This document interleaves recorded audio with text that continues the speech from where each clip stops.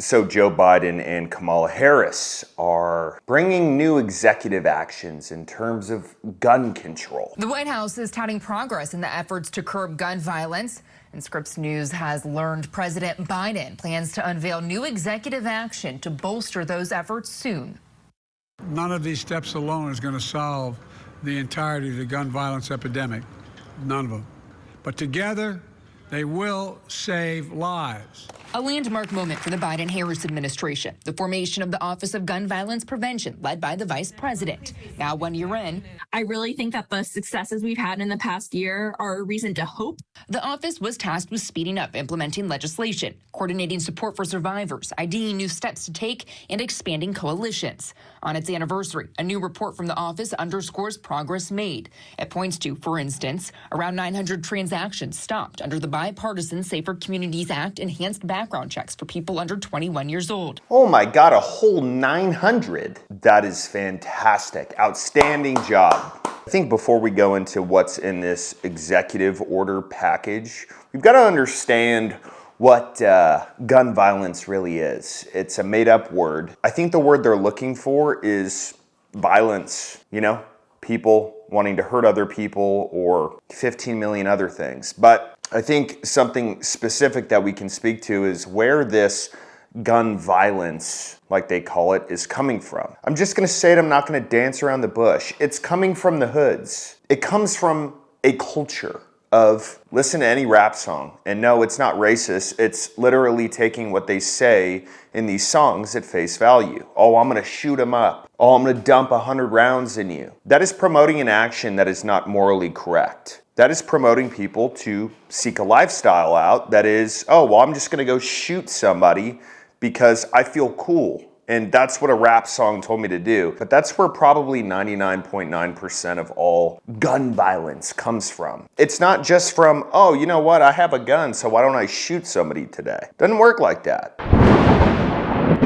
Guys, one of the most important things for me is supporting businesses that support Trump, that have good values, that have good executive members that are not out donating to Democrats, and who have a really solid product, and it's one of the reasons why I have Blackout Coffee on the channel. So I do the 5-pound bags. My favorite's Brutal Awakening. Morning Reaper is a close second, and they got tons of flavored coffee. They got a bunch of merch like this shirt. So we're putting a discount code below the video right now. We've got to stick with companies who align with our own values and also have amazing products like Blackout Coffee. At least 17 states that have passed new legislation the past year, 3 states that formed their own offices of gun violence prevention, and a Surgeon General's advisory on gun violence. If we can really quick, did they really just add in the Surgeon General's advice on gun violence? Do y'all remember that? Hello, I'm U.S. Surgeon General Dr. Vivek Murthy. Today, for the first time in the history of our office, I am issuing a Surgeon General's advisory on firearm violence. It outlines the urgent threat firearm violence poses to the health and well-being of our country. As a doctor, I've seen the consequences of firearm violence up close in the lives of the patients I've cared for over the years. These are moms and dads. Oh my God, dude, you are fantastic. What is your PhD in? Oh, it's not on guns because there isn't a PhD in guns? Then shut the fuck up. You're a medical doctor. You are not a firearms expert. You have no clue what you're talking about. Yet they put you up there and you're like, oh, this is an epidemic. It's an epidemic because people want to continue to shoot each other for no reason because it's a culture in the hood. That's it. But no one's fixing that except for them.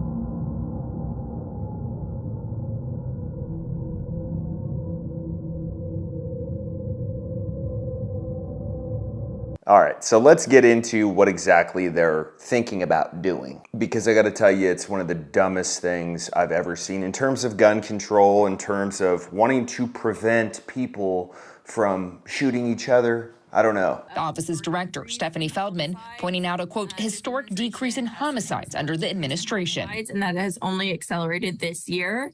The White House Office of Gun Violence Prevention has helped drive that work forward by coordinating federal agencies and partnering with state and local leaders. We have now, in just this past year alone, taken dozens of actions to reduce gun violence and save lives. From new policy to convening leaders to implementing the bipartisan Safer Communities Act and going on the ground to communities impacted by gun violence. The first one that they're cracking down on in this new executive order is machine gun conversion devices. Pretty sure those are already illegal under just gun control in general. So what are we talking about? But let's talk about that further because I think people need to understand why this is dumb. It's a question that's brought up all the time. Well, why are machine guns illegal? Well, because they can kill more people faster. I've never heard a dumber thing in my life. If you have a good trigger and a decent trigger finger, the difference is very slim. But let's take the psychological side to what they're trying to prevent. They're trying to prevent anybody from getting shot, which means these conversion devices are not guns. They already have the gun, which means that if they wanted to go shoot somebody, they would do it with or without a machine gun conversion device. So what are y'all doing? Y'all have no idea. The next one they have on there is unserialized 3D printed firearms. And I love what they write here. It can be used for illegal purposes such as gun trafficking, unlawful possession by people convicted of felonies, or subject to domestic violence restraining orders. No way this helps legitimately anything in regards to what y'all call gun violence. What this is doing is it's taking the look off of the actual problem, and it's, once again, the culture. Anything else have to be said?